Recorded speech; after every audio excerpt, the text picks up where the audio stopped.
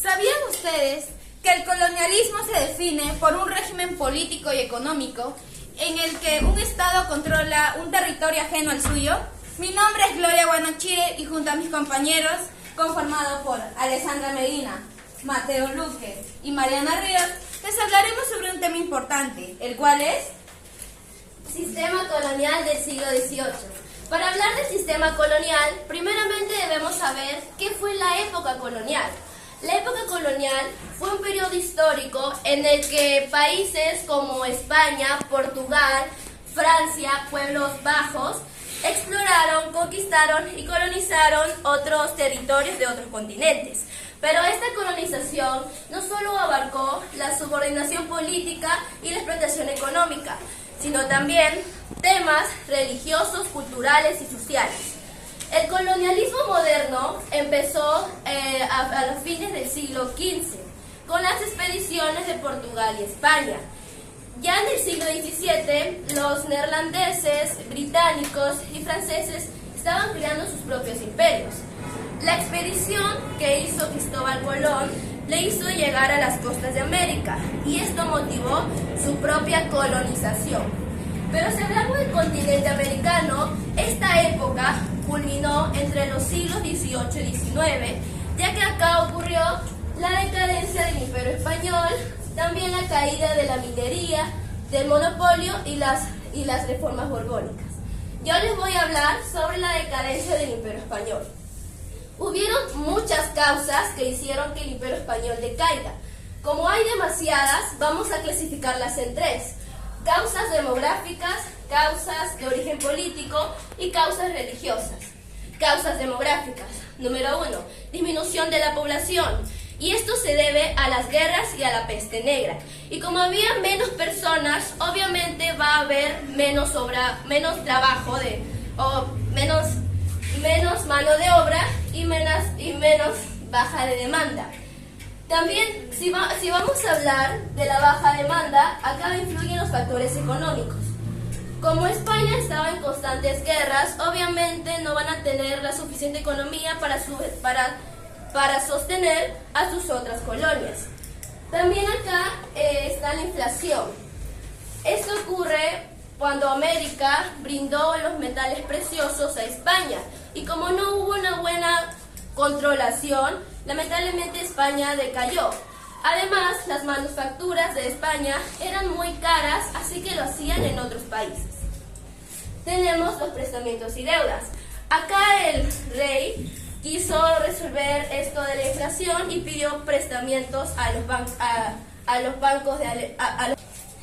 El rey pidió préstamos a bancos alemánicos y generó más deudas. Acá también ocurrió la venta de cargos políticos, dando paso a la corrupción. Hay que recordar algo: los reyes Carlos I y Felipe II eran los Austrias mayores, ya que ellos gobernaron cuando España estaba en su hegemonía o en su auge. Causas de origen político. Acá vienen los tratados. Hay muchos tratados que se hicieron de paz porque había constantes guerras, pero yo les voy a mencionar sobre dos: el Tratado de Westfalia y el Tratado de Münster. El Tratado de Westfalia, ¿qué es o qué fue? Es una serie de tratados multilaterales, ya que venían personas de distintos países, en donde se hizo en la región de Westfalia. Y tenemos el Tratado de Münster, que fue en 1648. Este tratado fue uno de paz con las Provincias Unidas y España. También tenemos el desinterés de las Austrias menores. Acá también influye mucho un rey. Este rey su apodo era el hechizado y fue Carlos II. Lo que pasa es que este rey no podía tener hijos y por ende no había descendencia. Acá ocurrió conflictos entre familias, la familia de Habsburgo y las familias Borbones, siendo las ganadoras las primeras. Por ende, la familia Habsburgo pidió un sucesor de parte de Francia para que pueda liderar acá en España. Tenemos también las rebeliones internas. Tercera causa, las causas religiosas. Tenemos las persecuciones religiosas y la Inquisición. ¿Qué fue la Inquisición? La Inquisición es un tribunal religioso que se encarga de averiguar y castigar delitos en contra de la fe, y la expulsión de grupos religiosos como los judíos y los moriscos, que fue por la orden del rey Felipe III. Estos grupos religiosos, al irse, España perdía parte de una gran riqueza, y las consecuencias de todo esto fue su misma decadencia, que pierden el control de sus colonias, entre otros. Ahora vamos a hablar de un hombre, pero influyó en la decadencia del Imperio Español. Yo les voy a hablar de Napoleón Bonaparte. Napoleón Bonaparte fue un ex emperador de los franceses y también un personaje clave en su decadencia. Les voy a compartir qué sucedió más o menos. Napoleón Bonaparte se comunicó con el primer ministro español, Manuel Godoy, y le hizo firmar un tratado. Ese tratado le permitía a Napoleón, las tropas de Napoleón, poder caminar en cualquier lado de España con el pretexto de poder invadir Portugal. Y bueno, el ministro le cedió paso, pero este fue su mayor error, ya que Napoleón Bonaparte invadió toda España, causando más su debilitación. Obviamente hubieron guerras sobre esto, los príncipes de España, y al ver esto, el ministro Manuel Godoy quiso escapar o resguardarse en América, pero fue interceptado. Napoleón Bonaparte, molesto por todo esto, y en modo de humillación a España, coronó a su propio hermano como el rey de España, que allí era conocido como Pepe Botella. Obviamente, acá hubieron guerras por todo esto, ya que la gente no aceptaba a Pepe Botella como rey.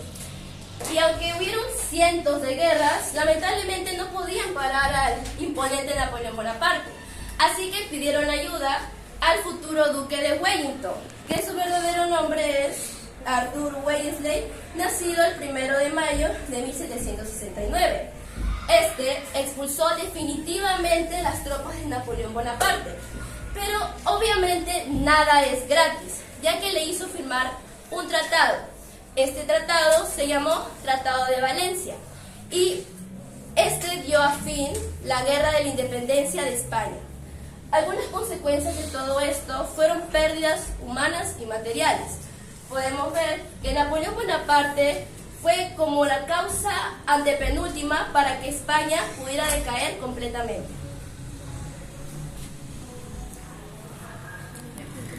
¿Alguna vez se han preguntado qué es la reforma borbónica? ¿Cuáles serán sus causas? ¿Cuáles serán las reformas más importantes? ¿Cuáles serán sus consecuencias? Como vuelvo a decir, mi nombre es Gloria Guanachire y les voy a hablar sobre la reforma borbónica. Pero antes de comenzar, ¿sabían ustedes que la reforma borbónica fue impulsada en el siglo XVIII por la dinastía Borbón en España? Sin más que decir, comencemos. ¿Qué era la reforma borbónica? La reforma borbónica eran cambios significativos en la en la monarquía, en lo administrativo, económico y político. ¿Quiénes lo impulsaron? Fueron los reyes, como por ejemplo, como podemos ver aquí, Felipe V, Fernando VI y Carlos III. Ellos fueron los principales que hicieron esta reforma borbónica. ¿Cuáles fueron sus causas? Uno era por la crisis o decadencia española. Dos, el despotismo ilustrado. Tuvo mucho que ver el tiempo de la ilustración en la reforma borbónica. Tres, la mala administración de las colonias. ¿Cuáles fueron las reformas más importantes? La reforma económica y administrativa. La reforma económica tuvieron que ser medidas para aumentar la economía en la industria y en el comercio. En la reforma administrativa hicieron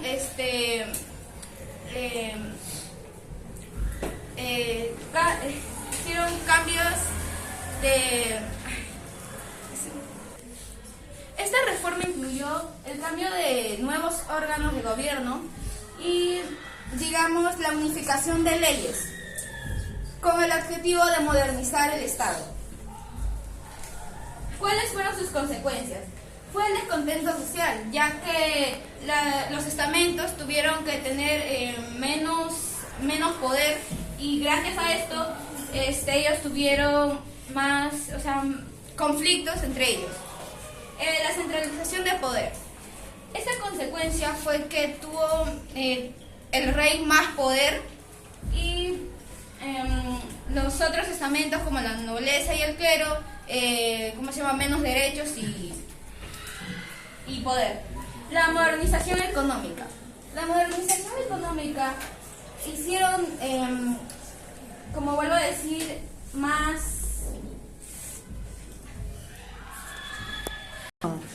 ¿Cuál es el principal objetivo? Era poder... ¿Cuál es el objetivo principal de la reforma borbónica? Es centralizar el poder, es decir, recuperar el poder. A continuación les paso con mi compañero Mateo Luque, que les hablará también sobre un tema muy importante. La caída de producción minera. La caída de producción minera estaban compuestos por indígenas y esclavos africanos que eran comandados por los españoles. Y ellos, los españoles, los obligaban de que trabajasen en las minas para que así consiguieran la plata, el cobre y el lodo. Pero la producción minera decayó debido por una pelea entre los mestizos y españoles.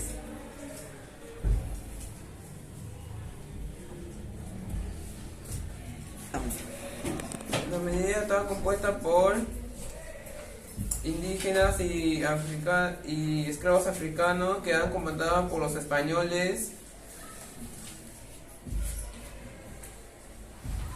Okay.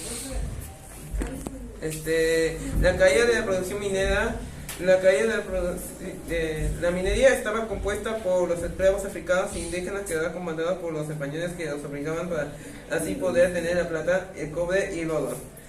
La minería colonial descansó en dos grandes factores de explotación, uno de ellos de carácter geográfico y geológico, o sea, las inmensas reservas metálicas que la naturaleza. La producción minera decayó debido por la crítica y la pelea entre los mestizos y españoles. Los paso para la compañera Mariana.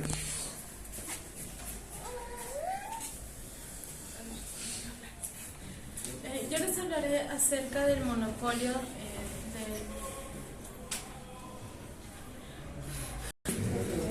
A continuación, yo les hablaré acerca del monopolio comercial en el siglo XVIII. El monopolio principalmente era beneficioso para el Estado de España.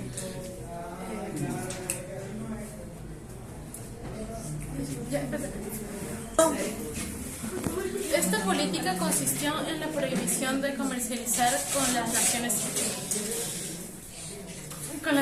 europeas. Es decir, cualquier transacción con las naciones europeas estaban prohibidas. España lo benefició principalmente porque aseguraba su monopolio, mientras que por otra parte evitaba que las naciones europeas lo atacaran porque eran enemigos.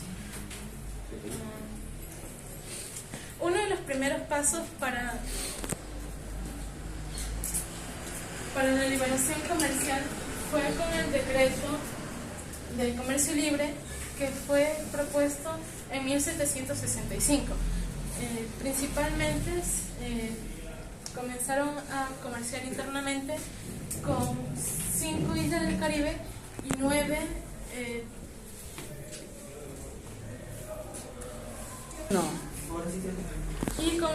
puertos de la metrópoli.